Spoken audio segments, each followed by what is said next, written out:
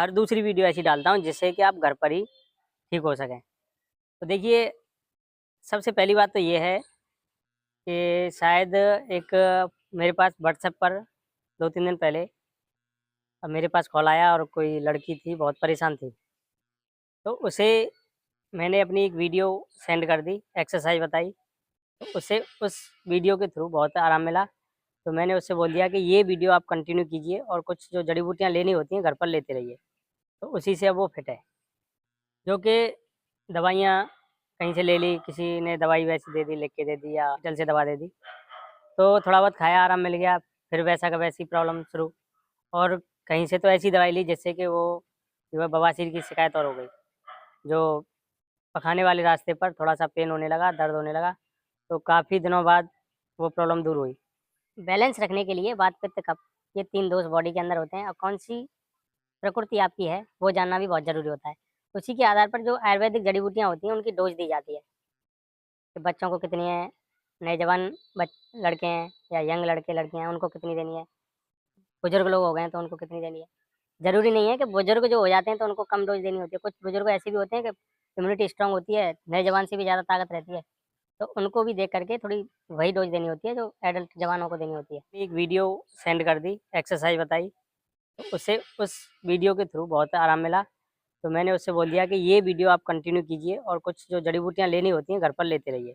ऐसी समस्याएँ कुछ ऐसी होती हैं कि कोई दवाई रिएक्शन कर जाती है या पेन होता है, गर्मी कर जाती है, तो उसकी वजह से और भी समस्याएँ सामने देखने को मिलती हैं। तो सबसे पहले तो मैं यही कहना चाहूँगा कि कहीं से भी आप दवाई लो या ट्रीटमेंट कराओ, तो ज़्यादातर आप ये देखो कि जो डॉक्टर आपको दवा दे रहा है, वो कहीं ऐसा तो नहीं है कि 5-6 दवाइयाँ दे रहा हो, 6 दवाई एक साथ दे रहा हो। तो उससे क्या है कि जो लीवर है ना, सारी दवाई केमिकल की हैं और लीवर में जाएँगी, लीवर में से ही सारी दवाइयाँ आगे काम करती हैं। लीवर की कुछ कैपेसिटी होती है सहन करने की, शायद उससे ज़्यादा आप दवाई दे दोगे तो वो आगे फिर ऐसे ही निकाल देता है। यही कहना है कि जो डॉक्टर होगा, अच्छा स्पेशलिस्ट डॉक्टर होगा, कहीं भी देख लेना आप, कि 1 या 2 दवा से ज़्यादा नहीं लिखेगा। एक तो साथ में एंटीबायोटिक देगा और जो रोग की दवा है वो एक साथ में दे देगा, जिससे कि आप बहुत जल्दी आराम मिलता है और ठीक भी हो जाते हो। लेकिन कुछ डॉक्टर ऐसे होते हैं कि भर-भर के थैला दवाई देते हैं, तो ऐसे डॉक्टरों से बचें जो एक-एक थैला दवाइयाँ दे रहे हैं आपको एकदम, वो रोग तो ठीक होगा नहीं, कुछ दिन बाद आपको कोई न कोई दूसरा रोग भी शुरू हो जाएगा, फिर उसकी दवाई भी साथ में चलेगी। फिर 2 रोग हो गए, 2 रोग की दवाई चलेगी, फिर कुछ दिन लगातार वो दवाइयाँ खाओगे, फिर तीसरी कोई और बीमारी शुरू हो जाएगी। मतलब दवा सबकी देते रहेंगे, सब समाधान सब है, लेकिन जिस रोग की दवाई आप स्टार्टिंग से ले रहे हो, वो रोग भी ठीक नहीं होगा और भी साथ में दवाइयाँ आपकी बढ़ती जाएँगी।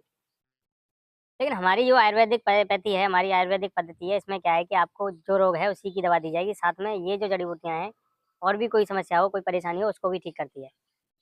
जैसा कि मैंने अभी आपको बताया कि उस लड़की को अब इतना आराम है, मैंने बता दिया कि एक्सरसाइज़ करते रहो, ठीक हो जाओगे। दोस्तों, इसी तरीके की यदि आपको कोई परेशानी है और पेट से संबंधित, तो हम आपको घर पर ही कोई न कोई ऐसा सॉल्यूशन बता देंगे जिससे कि घर पर ही ठीक हो जाओगे आप। ज़रूरी नहीं है कि आप हमारे पास आइए।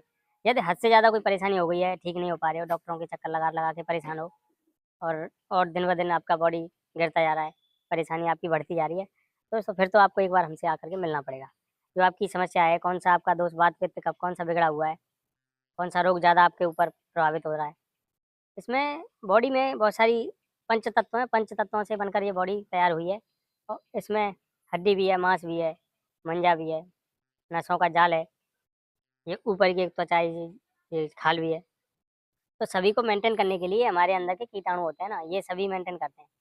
अपोज़िट भी हैं और पॉज़िट भी हैं। अपोज़िट भी रहना ज़रूरी है, पॉज़िट भी रहना ज़रूरी है।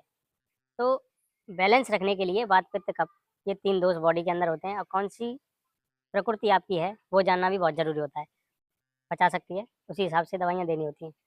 अब क्या है, वही सारी चीज़ें मैं अगर आपको समझाने लगूँगा तो वीडियो बहुत लंबी हो जाएगी। हमारा ये काम है, सालों पुराना है, 100 साल से भी ज़्यादा पुराना है। पहले हमारे नाना जी करते थे, नाना जी से पहले भी हमारे यहाँ करते आ रहे हैं। तो कुछ हमारे ब्लड में ये आयुर्वेदिक जो जड़ी-बूटियों का ज्ञान है, पहले से ही हम देखते आ रहे हैं अपने घर में। तो ये कोई सिखाता नहीं है, स्वतः ही आ जाती है।